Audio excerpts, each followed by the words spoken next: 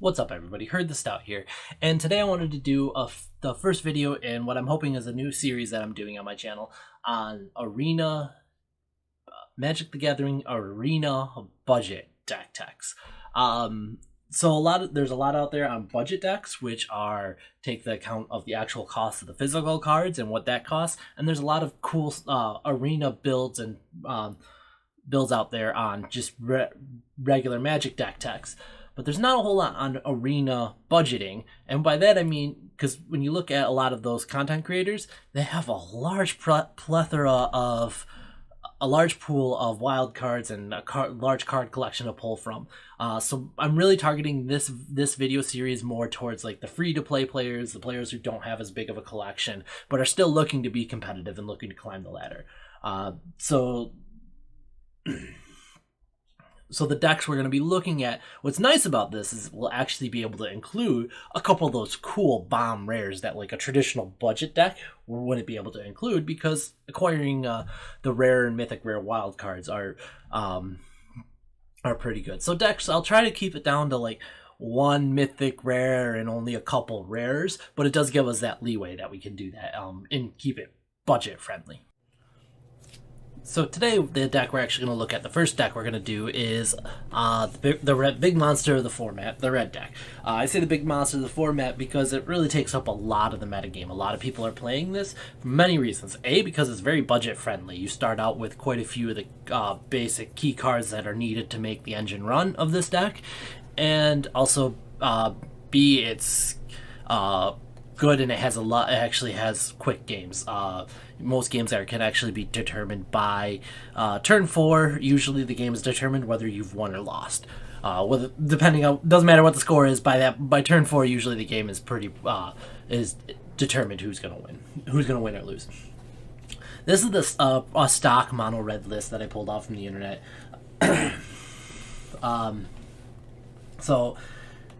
As we see, it runs very low creature counts.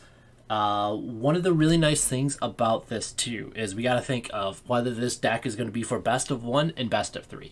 This deck currently, in its current state, I'm leaning more towards best of 1. Why I say that is because of the mana base right here. Running only 20 lands. In best of 1, for those who don't know, Arena actually any best of 1 game, Arena actually draws 2 lands and gives you the best of the 2. And by best of the 2, I mean the one that gives the better balance between lands in hand and costed creatures. That way it tries to prevent mana floods or 0 land hands and 5-6 land hands. So it tries to find you a right balance. Doesn't work on mulligans or best of 3. Best of 3, it just randomizes and draws the top 7. As soon as you mulligan in best of 1, it reshuffles your library and draws the top 6. Doesn't matter what they are, just the top 6, and that's the hand you're stuck with. So if you can, especially with running smaller mana bases like these in these decks, is try to avoid mulliganing if you can, unless you absolutely have to. And knowing that too, actually, I've seen some deck lists running as low as 19 or 18 lands.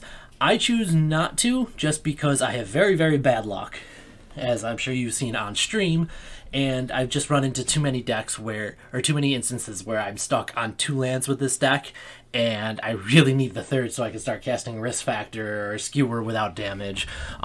So, yeah. So let's get into the meat and potatoes of this deck. Most of the red decks are running the Gitu Lavamancers, the Vishu Pyromancers that's your main creature suite. Most of them do run the Finette, and actually most of them do run the Firebrand too, the 1 mana haste. You can sack it to deal damage, just because it does enable some of the cards we'll go over later. The other key components are the instants. Obviously Shock and Lightning Strike,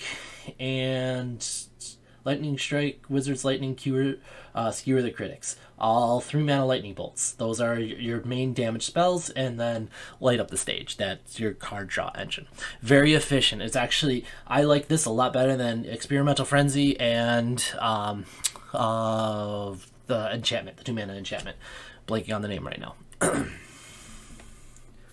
So those, so I would actually prefer, if it comes down to a choice, I prefer Light Up the Stage over Frenzy. Just more uses of it. Some of the other red decks that are running, you tend to run more of an instant-based spell list, which relies more on electrostatic fields or gutter snipes. And whenever you cast your instant spells, they trigger more damage to the opponent. So that relies more on instants and less on the creatures. The other common deck is the aggro deck, the straight-up aggro deck, which relies on, again, the Firebrands, Gitu, less on your instants and sorceries to deal the damage through, and more to flood the board with creatures. This is more of a traditional aggro deck. I run somewhere in the middle. I run I top out at 3 mana, and I run the Spear Spewers more so I can trigger the spectacle cost of Light Up the Stage. Because if you can go, and this will allow you to actually keep 1 mana hands. So I've even contemplated going down more, but I just haven't. I want to find things to replace those lands with. So probably more Spear Spewers, so I can trigger Light Up the Stage and skewer the critics more consistently. Some things we can look at with this deck to replace. So replacing our rare cards, like the Chain Whirlers. Early on, when I latched onto this deck and realized it was going to be a good deck in the format, I actually didn't have the wild cards to spend on Chain Whirlers, so I was actually running Fiery Cannonade. The reason I did that, well, because Chain Whirler is much more needed as a, not so much as the body, but the board clear. That's probably the main reason we include it in this deck, is for the board clear. So Fiery Cannonade does that job just as efficiently, or slightly as efficiently. I mean, it does have some drawbacks in that it can wipe clear your board if you're running creatures too. The other thing we can look at are different. So Light Up in replace of Experimental Frenzy. Like I said, Light Up the Stage is a much better option for Experimental Frenzy, but there's also plenty of draw cards in just straight in red. So like Crash Through is used as a good way to trigger. Not only I've seen deck lists running this to trigger off the Gutter Snipes, and if you're running more of a heavy Gutter Snipe electrostatic field build, these Crash Through, Ryle, Warlord's Fury, those are all good inclusions there.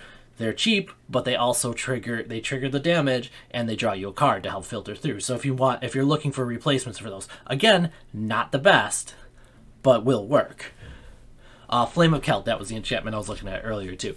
That's another cheap filter. It's only an uncommon.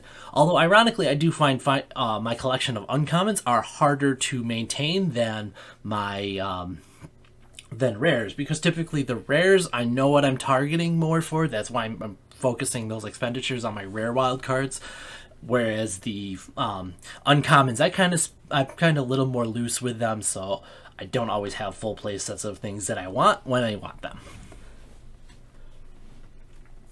So, and that leads me into the next piece. We want to talk about cards that we can target, as if we like this deck, cards we can target to improve, to spend our wild cards on. Obviously, Runaway Steamkin, a lot of lists are running that. That's very good mana ramp. Combos really well with Experimental Frenzies. Also, Rekindling Phoenixes are a good card to have in this deck.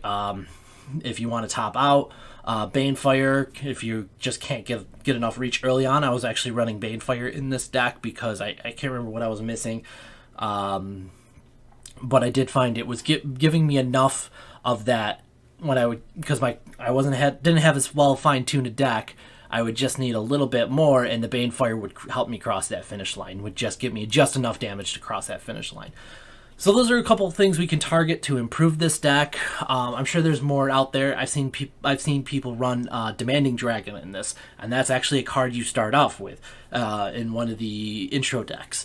I've seen the other top end dragons. What's the new Ravnica Allegiance Riot Dragon? Obviously, Rekindling Phoenixes. So there's a lot of options we can spend with this. I would typically, if you're looking to go with this, I would probably focus more on like Chain Whirlers, Risk Factors, Steamkins, and Experimental Frenzies. Pushing your wild cards into those cards to make to target those cards to bring this deck to the next level.